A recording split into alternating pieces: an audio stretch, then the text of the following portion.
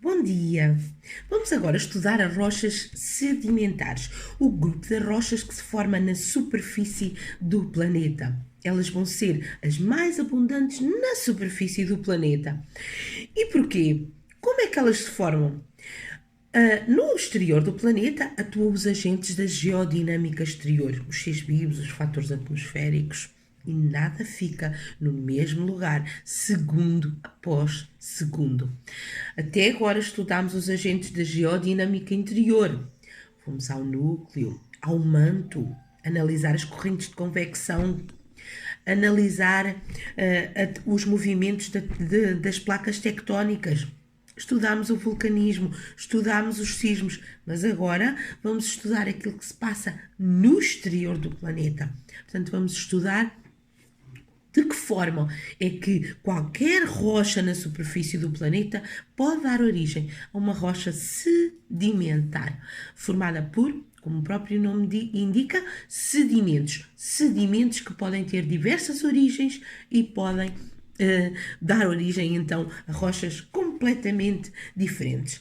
Por exemplo, o nosso granito, uma rocha plutónica intrusiva que nós estudamos, certo? Uma rocha que se formou no interior da Terra quando ele atinge a superfície, por exemplo, por dobramento dos materiais ou por erosão também dos que estavam por cima, não é? O granito, quando atinge a superfície, ele vai ficar extremamente instável.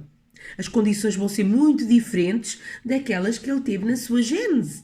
Portanto, vai ter temperaturas muito inferiores, valores de pressão também muito inferiores, e, portanto, ele fragiliza-se, altera-se e transforma-se noutras rochas, em rochas sedimentares.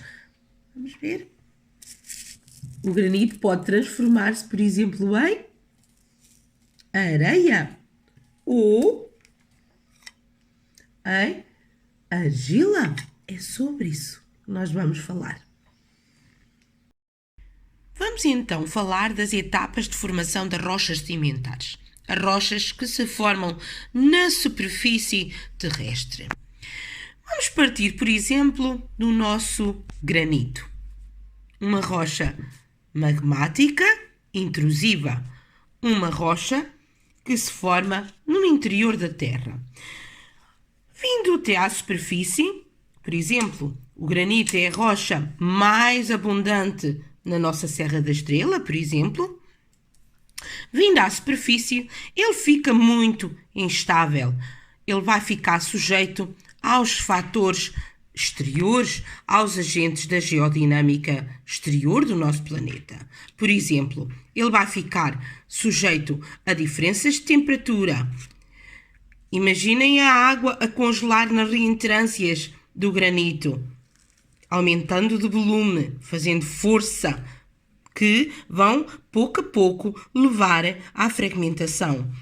As diferenças de temperatura que levam à dilatação e contração dos materiais, dos minerais da rocha. Lembrem-se, por exemplo, da ação da chuva ou do vento. Estes são os agentes da geodinâmica exterior que vão, pouco a pouco, afetando o granito e levando à sua meteorização. A meteorização corresponderá à alteração, à fragilização da rocha.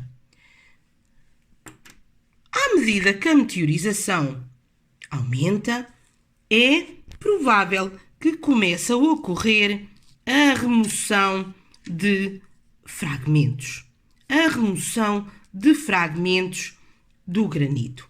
E ocorre então aquilo que é designado de erosão. A erosão corresponde à remoção de fragmentos de pedaços da rocha. Mas estes pedaços provavelmente não ficarão no mesmo lugar. De seguida, atuam os agentes de transporte e estes materiais vão ser movimentados. Imaginem que estes grãos de areia chegam a um regato, chegam a um rio, certo? Portanto, vão ser transportados. À medida que ocorre o transporte, obviamente, eles não ficarão iguais. À medida que ocorre o transporte, a erosão continuará e provavelmente estes grãos de areia fragmentam-se noutros, cada vez mais pequenos, noutros diferentes, obviamente. Quando, por exemplo, o rio chega ao mar, ou seja, quando o agente de transporte perde velocidade, perde capacidade de transporte, perde energia, certo? Esses sedimentos, estes fragmentos vão sedimentar-se. Portanto, sofrem a deposição ou sedimentação. O que acontece é que, ao longo do tempo, mais e mais sedimentos vão sendo depositados e estes sedimentos acabam por afundar, sofrem afundimento ou afundamento, certo? Na maioria das rochas sedimentares, muitas vezes, formam-se estratos ou camadas. Estes depósitos vão sendo depositados, outros vão sendo depositados por cima, não é? Pouco a pouco, e portanto, estes sedimentos muitas vezes formam estratos ou camadas. À medida que afundam, estes sedimentos vão ficando sujeitos a valores de pressão também mais elevados, vão sendo compactados pelo peso dos que estão por cima e, através de substâncias que a água leva dissolvidas, pode eventualmente acontecer que estes sedimentos se transformem em novas rochas sedimentares. Por exemplo, podem-se formar substâncias a ligar estes sedimentos, transformando-os em novas rochas.